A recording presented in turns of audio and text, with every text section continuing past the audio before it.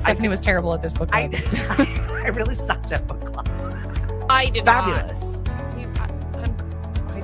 What? I just had a visual. I just had a It was a visual. lot. I had a visual. Proud of it. Hold on, let me turn it on.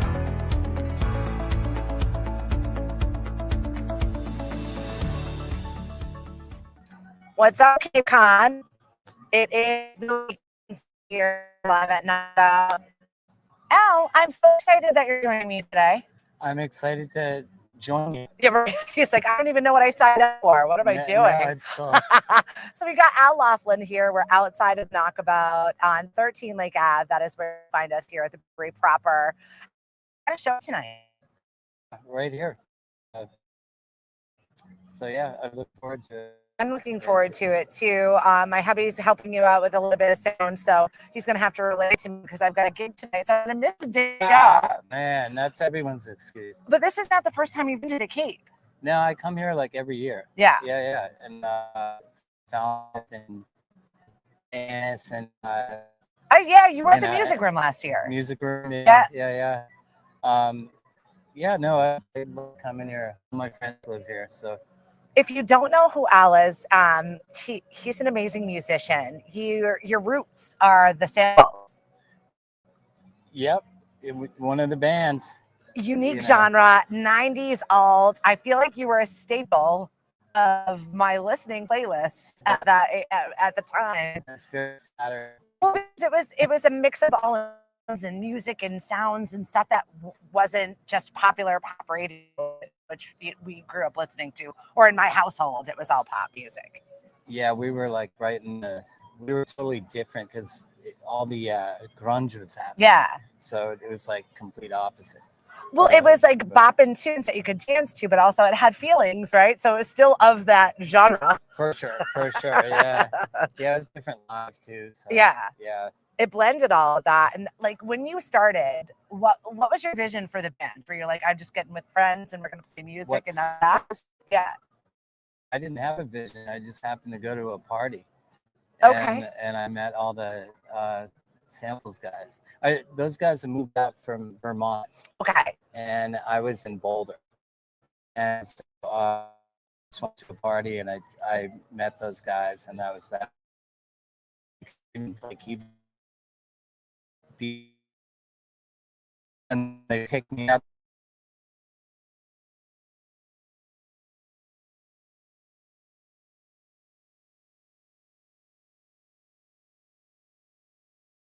Music, but I ended at least this one. Okay. So I'm gonna hop over. I guess Jackie said that we've got bad reception. So I'm gonna see if we can fix up our hey guys, this is live. So we're doing our very best to get it going. Jamie, what's up? Thanks for joining us. We're here at Knockabout 13 Lake Ave. And I've got Al Laughlin talking about the samples, talking about how he didn't even know keyboards and he showed up at a party and all of a sudden you're in a band. Yeah. That was it. I was playing a piano director, and so I ended up playing music. You've got family though. You ties to New England. Okay. Be nice. And then New England in general. So that's why I come back here every Yeah. year. Okay. Yeah. And the Providence area, like BRU is my station. I feel like they just played all samples, whatever was out, anything new. They were like, we'll roll the dice on it. Brown University, but you've got Brown University ties as well. I do. Mom, dad, and sister. Yeah. Amazing. Well, they were the smart ones. I ended up like this. The ski instructor over here all of a sudden finds himself in a nationally touring band. Yeah, no, but I had for quite a while. Yeah. So yeah.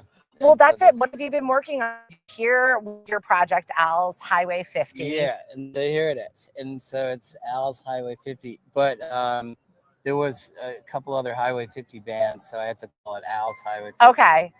If And, you're unfamiliar with Highway 50, the loneliest highway in America, is it what you named the band for? I named it because I ran out of gas on it. Okay. And so, and then this trucker that was pissed off picked me up and took back to the gas station, and you know, that was the most silent ride you've ever had.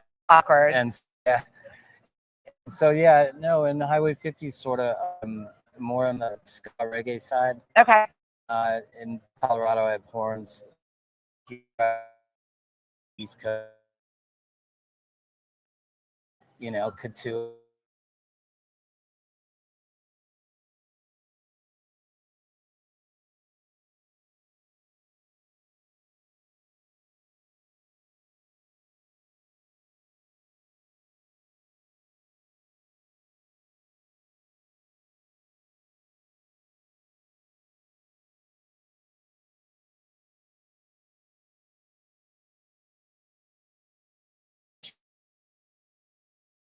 Sprinkling on us right now, and I'm hoping we're not doing any damage to our equipment out here. What's up, Nicholas? I know we're like, hey, stop, don't. But yeah, I really was excited to talk to you about your musical prowess, growing with music. I feel like it's something that you can learn, you can change, you can shift, you can say whatever it is you want to. How is your music different? Well, it's all original. Yeah. And there you go with that. It's not a tribute band. Yeah, right? I do some covers, but I get off on writing new music. And, you know, I think that's kind of important. Right? I know. I'm just going to cover all of the electronics. How has your sound evolved over the years? It's evolved because I used to like people like Fishbone and the Specials and stuff like that, and I weave all that sound into some reggae and some samples. I cover myself. I love it. And so, yeah. As you should. The Cape has so many great intimate venues. What is the difference when you play to a crowd of, you guys play up in Vermont where you're playing at, what is the big huge venue that you did an outdoor show at? The Von Trapp. Yes. Jeez, yeah, that was crazy. We just did Salzburg. Next on the evolution of my Maria Von Trapp obsession is to go to the trap place in Vermont. We sang Edelweiss, and everybody was singing it. As have. And so it was pretty funny. So that's like a big outdoor place. That's on the side of a mountain, right? You see it's killer up there. Yeah. So how do you adjust at all when you play intimate venues, or you just kind of blow it out and have just as good of a time in a small place? It's kind of the same. Yeah, I don't really see the difference. I really notice at this point. I've been doing it so long, so like 5 people, 400 people, it's all good. And that's the deal. You're still getting the same owl. That's just true. Oh my God. How do people support you? They don't. I'm just kidding. No, people it out there, and then people totally support. I have a funding program in Boulder for musicians, and they totally hook me up, and so I'm able to do recordings that way. That's amazing. So, yeah, it's very cool. Working on some fresh stuff all of the time. Sometimes I feel like all of the sounds have been made. For sure, and I do projects with Jeep, the old drummer from Samples, and we have this thing, Robot Assault, and then we have I don't know, a bunch of very different styles of music. So that's what I'm into. It's like keep it fresh. Yeah, well, it's hard to do. A tribute band on the side because they make the money. They're booking everybody right now. If I hadn't played the Samples, I'd I don't know how much, because the grandfather clause, when we made records, right? So yeah. You still have this like cult following, though. You still have people that are just like whatever it is you're doing, they're showing up for shows. Yeah, even this band, and being intrigued with the new music, and they're like, yeah, or sometimes play sample, but I butcher the samples. So, Hey, what's up, Brian? Hey, Sandy, Kate, thanks for joining us. Yeah, it's misting here at Knockabout. It's going to be a great show, and there's still plenty of time for you to come on out. And like I said, it's free. So if you're looking for something to do tonight that is not picnic and fireworks, then definitely have a knockabout. Grab yourself a great beer, a mocktail, a knocktail, and just sit and listen to some good tunes. Longtime fans supporting you, gearheads. Is there any vintage toys you still bring out every once in a while? What do you mean? Like I don't know. Keyboards? And Yeah, shit? any of the things that you like you can't do a show without? If you're doing planes and Ubers, you gotta take, I take 3 keyboards, but I use a lot of vintage sounds and I play. Okay. And then I'm in for and it. the dub stuff, we dub it out a little bit, and pretty fun. It's fun. The plane is, and then the Ubers and that's fun. I know. But I feel privileged to be able to go anywhere and Make music. yeah, absolutely. Your long career in music, do you feel like what inspires you still? Is it being able to be creative? Is it your fans? Is it collaborating? It's that if I don't do it, I don't virtually. No. Yeah. If I don't play music, then I kind of lose it. Yeah. So I have to play. Okay. Like no matter what, So yeah. I love it. Yeah. Well, come and see him tonight. What are we going to be expecting from you tonight? A heavy rhythm section. My friend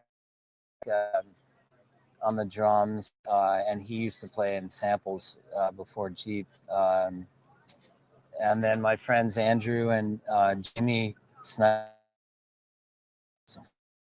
Oh, I didn't know Snyder to be playing tonight. Yeah.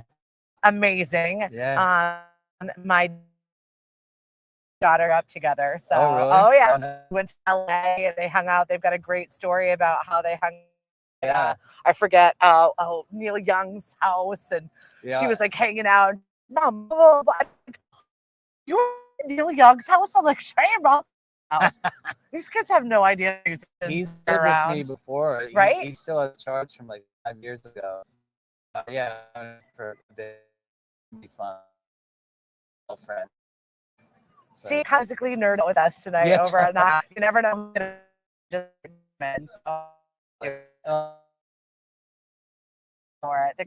nice. I'm going to let you get back to sound because I know that there's a lot of stuff. Everything is misting over here. If you want to find Al's Highway 50, then Knockabout is the place for you to go. It's a free show tonight. It is definitely not the loneliest road in America. We've got a lot of musicians that are coming to hang out. So we'll see you later. Nice. Thanks for the... Bye. Have a good one. We'll talk soon tomorrow. Mash Farmers Market. Be there. We've got over 50 vendors. We've got 7 some new stuff that is popping in. We'll talk soon. Have a good one. Bye-bye. No, right? Seriously. Electronic.